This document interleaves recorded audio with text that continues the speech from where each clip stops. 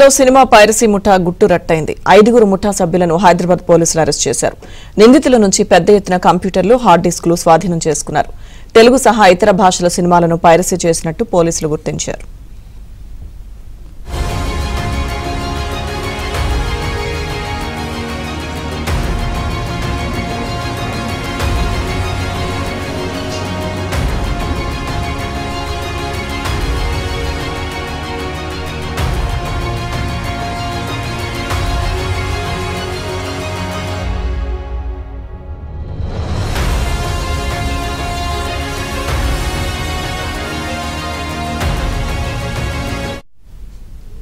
Commissioner CV Anand మాట్లాడుతున్నారు. Live చూద్దాం. Torrent software for sharing. So ఈ విధంగా ఇది మొత్తం అతను ఏ విధంగా షేర్ చేసుకుంటున్నాడు పబ్లిక్ తో, అంటే ఫర్ పబ్లిక్ వ్యూవింగ్ అనేది ఇది చూడొచ్చు. నెక్స్ట్ మీరు సింగిల్ మూవీ అప్లోడ్ అయింది అతని హార్డ్ డిస్క్ లో ఈ విధంగా ఉంది. This thing is there. ఇది క్లిక్ చేస్తే public can view it. Next అదేవిధంగా కుబేరా మూవీ కూడా ఈ విధంగా అతని హార్డ్ డిస్క్ లో దొరికింది. So these are camcorder recorded. Next Hari Hara Veera Mallu, ఇది కూడా OneTamilBlaster.wine వెబ్సైట్ లో ఈ విధంగా ఉంది, రెడీ ఫర్ వ్యూయింగ్. అంటే రిలీజ్ అయిన తర్వాత ఫస్ట్ డే అప్లోడ్ అయిన మూవీ ఇది. నెక్స్ట్ సో ఇది లైట్స్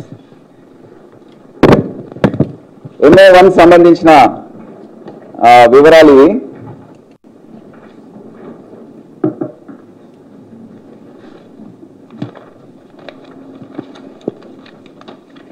ముఖ్యంగా ఇప్పుడు MO2 అనేది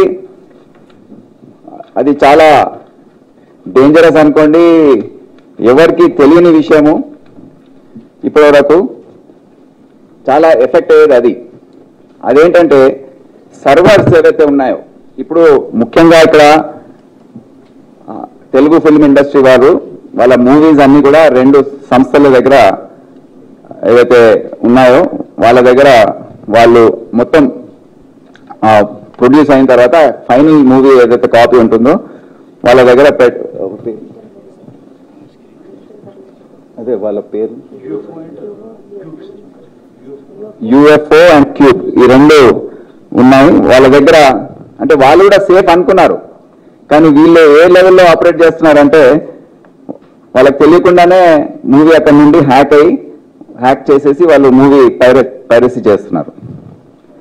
సో ఇప్పుడు ఈ దీంట్లో ఏమైందంటే ఎప్పుడైతే జానా కిరణ్ కుమార్ ఆ కేసులో దొరికాడో అతని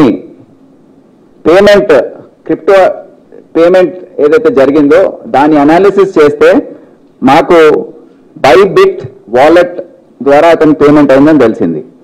ఈ బైబిట్ వాలెట్ అస్మిత్ సింగ్ అని పూనాకు చెందినవాడు. సో అతన్ని మా టీం వెళ్ళి అదుపులో తీసుకుంది. అతను అక్కడ క్రిప్టో ట్రేడర్.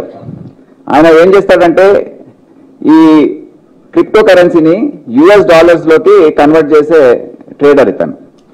సో అతను టెలిగ్రామ్ యూజర్ ఐడి క్యూటీరియో అని ఒకటి వాడుతున్నాడు. అది ఎవరికి అంటే ఆ లింక్ ఎట్లా వచ్చిందంటే